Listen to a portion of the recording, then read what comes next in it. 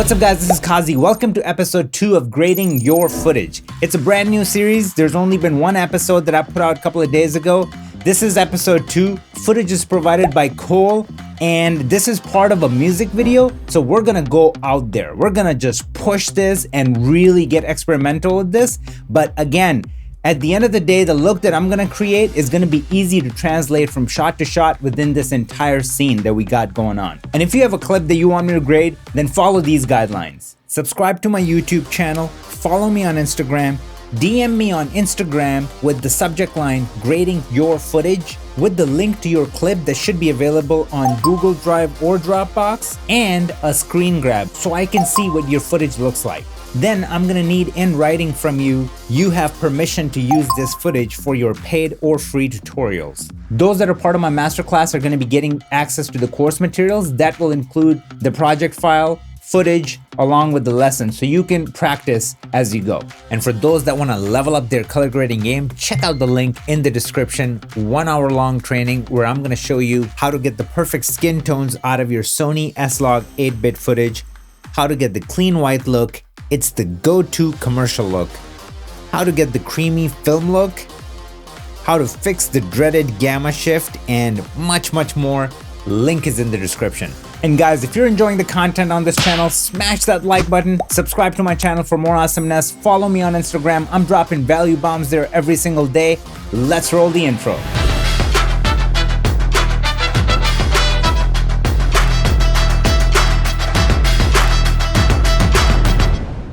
So the first thing that I want to share with you is the clip details, and this little eye icon that you see, click on that and it's going to give you some information. This is basically a metadata for your clip. So this is shot on Red Dragon in Red Kodak, 5K in 16-bit. Then what I want to do is click on this camera raw module right here and go through some of these settings. So we're not going to leave it at what is set to the camera metadata, which is legacy, red color 3, red gamma 4. Red Dragon came out quite a while ago, and Red as a company takes a lot of pride in their color science, and they're improving upon that all the time. This is really old, and it's not going to take advantage of how much latitude we have now with their newer color spaces.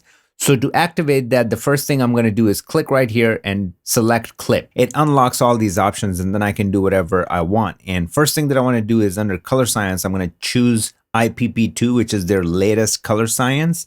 And under color space, I'm going to choose red, white gamut. I'm opening up my image. You can even see it in the scopes. And that's what we want when we want to start working with our image. We want to open it up to really take our time and create art. So look at this. Look at where my scopes are sitting to where they were before. Now, obviously, if you're turning and burning, you're working on like a documentary or something like that, you can leave it in camera metadata and just go from there. But to really take advantage of how far Red has come with their color science and what DaVinci Resolve can do to really unleash the power, you have to set everything how I have it set up here. Okay, so these are very important steps. Probably go back, watch it again, and then try to mimic that if you have Red footage that you're working with. Another thing that we're going to do is change the ISO to 800 now, because we know Red Dragon and older Red cameras before Red Helium did not have the best sensor when it comes to shooting in higher ISOs. So now everything is looking good. We're ready to go. I'm going to pull this down so we can see our node tree here. Let's click right here and I'm going to start building my node tree. So first node is going to be reserved for my noise reduction. And then the next node is going to be my exposure. And then after that, we're going to do our saturation. And after that, I'm going to do my balance. Then I'm going to create another one. And this is where we're going to start creating a look. And then I'm going to do a couple of parallels. So I'm going to have 2 more parallels. And then this is looking good. Then we're going to create our look adjustment. Then I'm going to move down here. And we're going to be using a lot of Resolve's OFX, which come with the studio version. And this is really going to show you the power of why you need to spend the money to get the studio version, because this is what separates Resolve from Final Cut 10 and Premiere Pro when it comes to the color grading chops. So this one is going to be curves, and basically we're just going to pop the image up a little bit, and then here is going to be our hue versus features that we're going to use. And then in this one, I'm going to select, let me just give it some space. And then this one is going to be my log wheels. And we're basically just going to pop the image even more. And that's what we're doing in our look creation pretty much. And then this is our look adjustment. And here is going to be our glow. And then we're going to add lens blur. And then afterwards, we're going to be adding some lens flares. This is going to be pretty sick. I'm pretty excited about that. So this is lens flare left. And then I'm going to create another one. This is going to be lens flare right. And then we're going to have our grain. So basically, I want you to think about it like this, okay? And then I want to create one more that I forgot, and that's going to be our sharpening. So now we're ready to go. Don't get intimidated. Basically, this node tree structure is ready to go for this particular scene. So let's say if there's wide shots, there's tight shots, medium, everything in between, you're going to be copy pasting this grade and then fine tuning it from there, okay? This is why I set it up the way it is. So first thing, I'm going to start off with my contrast. And I'm going to go kind of heavy. I want to create a cool look. And now I'm going to start raising my gamma. And I'm going to bring my gain down. And then I'm going to take my lift and pull it down too. And then just to create some contrast, some definition. And then I'm going to bring my gamma up. And then gain down. So something like that is actually not bad as a starting point. Then I'm going to do a usual push and pull between lift, gamma, gain, just to dial everything how I want it. All right, so this is looking pretty good. Now what I'm going to do is under my saturation, I'm going to start raising the saturation. And guys, when it comes to red, Arri Alexa, Blackmagic, Pocket Cinema camera, when you're shooting in RAW, with my experience, setting the saturation to around 65 is going to give you a pretty natural results, okay? And then obviously, then it's up to your creativity what you want to do with it. So I'm going to leave it at 65 and I'm going to go into my balance and I can see that it's pretty heavy on the blue side. Now for the balance, I'm not necessarily going for a kosher white balance. I'm just trying to get it in a ballpark where it looks good to me. So I'm going to start off with my offset and start taking some of this blue out, and then obviously we don't want that much red or green. So for my offset, even this is fine for now. Now I'm going to take my gain and I'm going to start taking it towards this green and then start raising it. And then I'm going to take my lift and bring it down to kind of offset that. And then I'm going to take my gamma and pull it up towards that red. I'm going to take my lift and pull it down.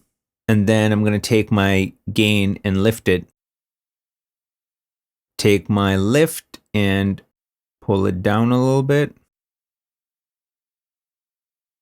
So if we do before and after, I mean, that's a big, big difference, right? So what I can do is take my gamma and balance it out so it's not so green. To me, this looks pretty good. It's a good starting point. So this is where I'm going to leave my balance. I'm going to go into my curves. I'm going to raise this up so you guys can see what's happening. And we can just go back to keyframes here. And then what I want to do is click on these three dots, make sure editable splines is turned on. I'm going to click on the top and I'm going to raise it. I'm just going to really pull it. Just remember, it's a music video, so we really want to create a cool looking image. That's what we're going for. And then I'm going to grab this and bring it closer because when I crush this, I don't want to crush everything. Like I just want to touch like the darkest areas. So like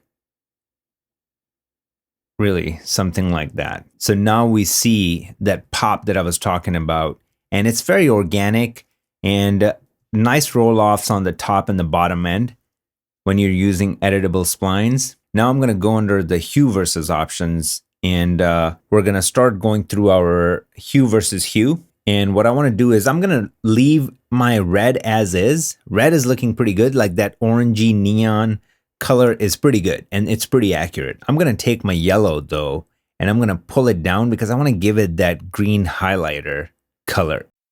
And that's what I want to create. So like something like that. Like, look how good it looks if I just do before and after.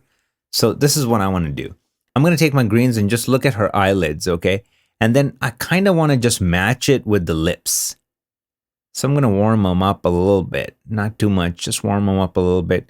I'm done in my hue versus hue options. Now I'm going to go under hue versus saturation. And what I want to do is pop my yellow. So basically what that's going to do is that's going to get this in this world, okay? So I want to just like really make it gnarly neon, okay?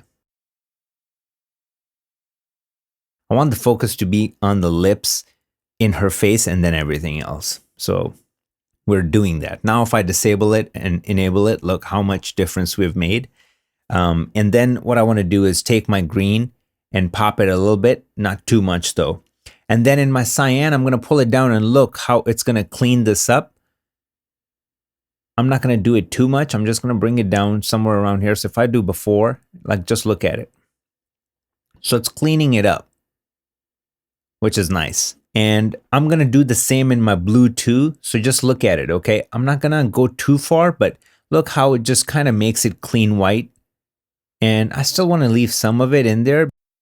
And then I'm going to go under my hue versus luminance. And, you know, I love this feature so much if it's used right. And especially when you have a 16-bit image, you can really go freaking ham with this. So I'm going to start off with my red and bring it down and just look at what it's doing. So I'm going to do before and after, see how it just makes everything deeper and vibrant. So I'm going to leave it somewhere around here. Then I'm going to take my yellow. I'm going to do the same. And that's really going to ground this neon color even more. And then I'm going to take my greens and actually raise them up, do the opposite.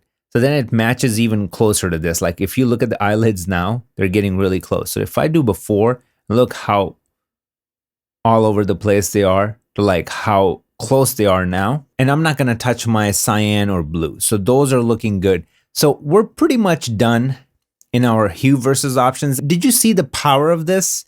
Like how much we cleaned up our image, even like the hair are looking pure black now compared to where they were before. There was like a hint of the cyan and other colors in there. And same thing with like the whites were looking all dingy and blue. And just look what we did with the lips and how deep we made the red color and everything else.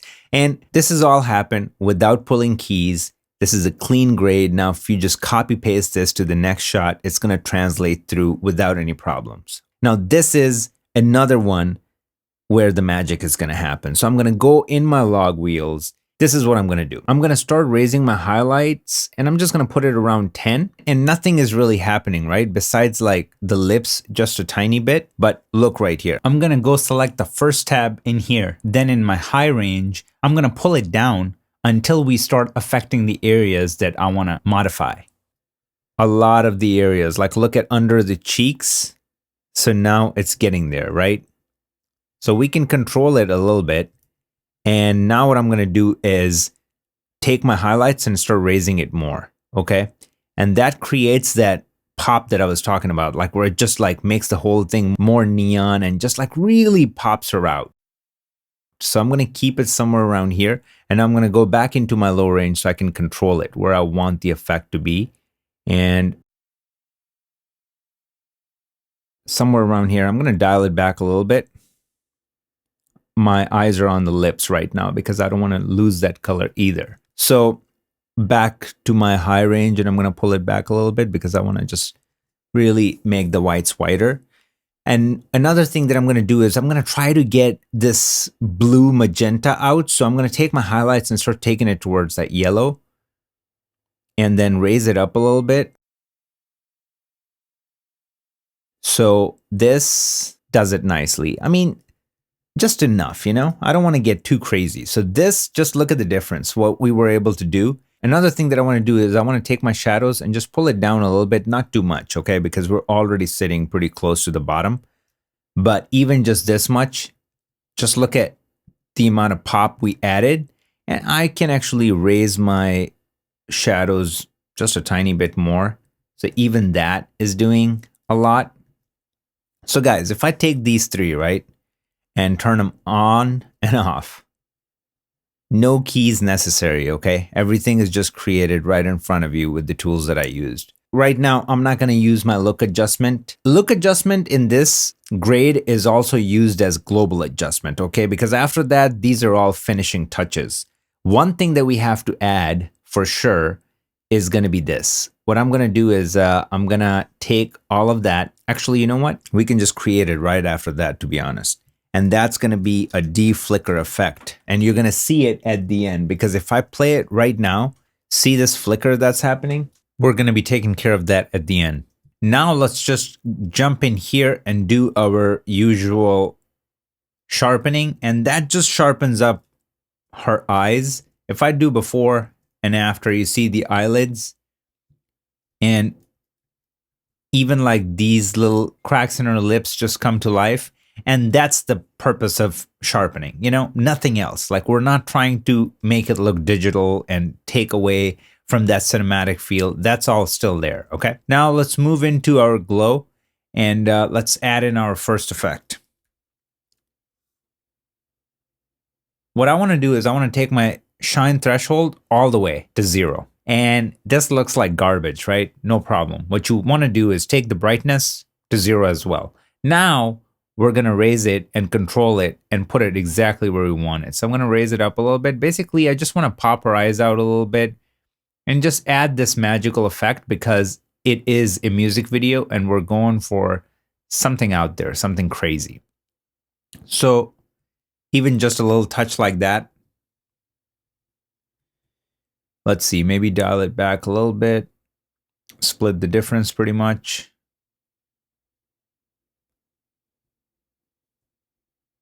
Like this. Just see, we can just see her eyes a little better.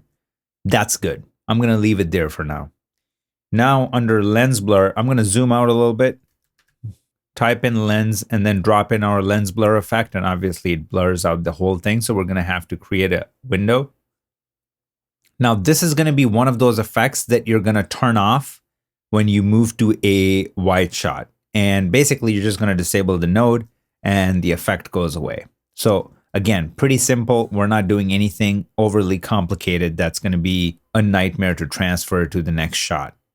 Okay. And keep the softness around 22-ish and then reverse it. That's what I'm going for. So now if I click back and forth, you see it creates this really cool effect. And like the focus is just on her. And it just puts us in this really nice surreal vibe, right? So I kind of like it. Now you can control it. If it's too heavy-handed, then just go into your blur size and bring it down a little bit. And maybe this is a little bit more believable. So already this is making the image look so much more cinematic. And we don't have to track it because she's not really moving. But let's just say if she was moving, then it wouldn't be too difficult. You're just going to go under your track and then track it. And it'll latch onto her face because there's just so much detail that it can create trackers on. Now moving on to our lens flare. This is where the fun is going to begin. So I'm just going to go in here again, lens, and then just drop in a lens flare. And when you first drop in the lens flare, it looks like crap. It looks so bad. So this is not what we're going to be using. We're going to click on lens flare preset. We're going to select this one right here. And even this doesn't look too great, but let's just first of all bring it to the side. This is where I want to keep it. I want to make it a little bit bigger, keep it somewhere around here for now, and let's modify it. So I'm going to open this up, global corrections. And the first thing that I want to do is I want to take my anamorphism and I want to just take it all the way to the other side. Okay. And just look what it does. It just makes it super cinematic. If we go before and after, it's already making it look pretty good. Now I want to take the global brightness and I want to bring it down. Something like that. Then what I want to do is I want to take my colorized result and I want to crank it all the way to 1. And then I want to select this and create a color. So I'm just going to click on red to like really create a nice music video vibe. And obviously we don't have to leave it there. Another thing that I want to do is I want to go down here and I want to take my glare brightness and I want to just kill it. 0. I don't want it at all. And then what we can do is we can move this around, and I want to put it somewhere around here. Maybe make it bigger a little bit and then move it around until it's what you want. So maybe something like this. And then obviously we can go under the global brightness and bring it down even more. So it's just a hint. So already you can see it's just giving it such a nice organic feel. And as of now, let's just leave that there. And then what I want to do is I want to basically hold down Option and drag and drop. Okay. So now we copied the same flare on here, and I can just grab it from here and take it to the other side. And now I want to change the color. So I'm going to click right here, and this time I want to select cyan and then just check out. So now we created this really cool vibe up there, and I can do a couple of different things. So one, I can control it to where it's coming from and have this kind of thing going on. And it just really fills up the image, okay? And now if you want to control these, you know, obviously we got our global blend. So we can just kind of split the difference here, and I can go back in here too, and I can just go, you know, maybe something like that, not too crazy like this. And we can just leave it there. And now if we look at our image, I mean, come on. So if I take these two and turn them on and off, it's the cool factor that we're going for. It's a music video. And then at this point, what I want to do is I see some noise that it's creating like up there. So we see that, obviously, it's there. And to control that noise, let's just go under noise reduction and get rid of some of this noise that we have here. So I'm going to type in 4.8 here, and then I'm going to break this chain, and I'm going to click here and type in 6.8.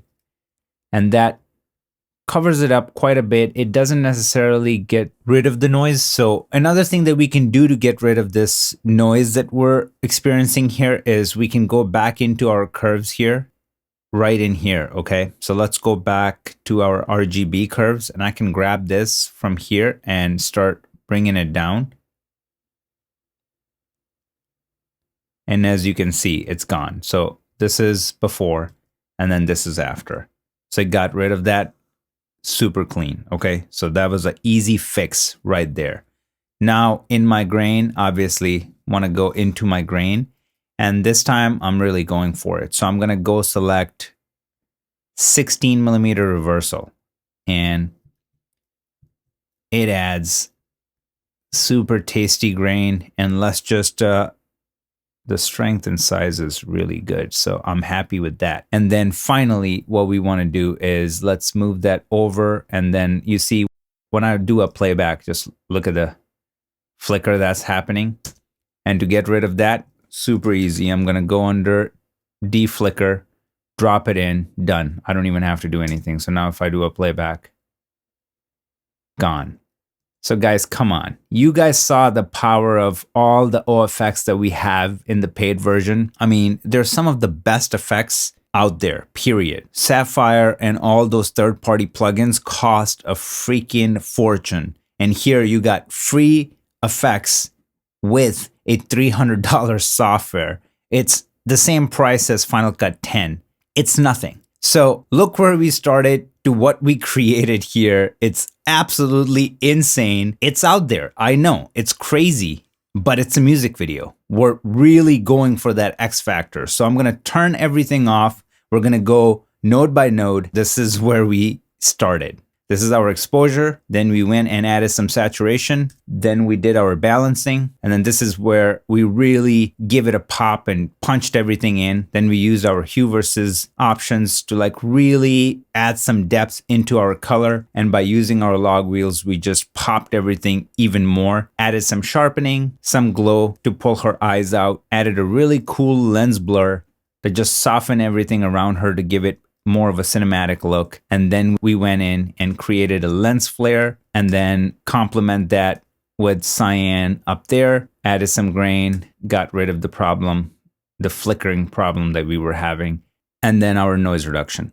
Now, when you're copy pasting this grade to your adjacent shots in this scene, Obviously, for the lens flares, you're going to have to move them around a little bit, or you can just disable them. Same thing goes for your lens blur. And the reason why I clump these three together is because it could be really easy to just grab these three and boom, turn them off. Or you can play around with this setting right here, the global blend, and blend it in even more for those wide shots. So it's not so in your face, but still has that vibe continued from shot to shot. So this is just to give you a better sense of how easy it is to copy paste these grades, even if they look and feel really complicated.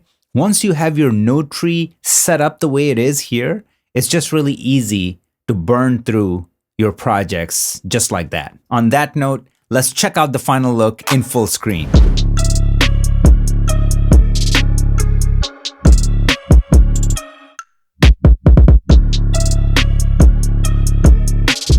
Now, I hope you guys had a blast. One more time, I cannot emphasize enough on this.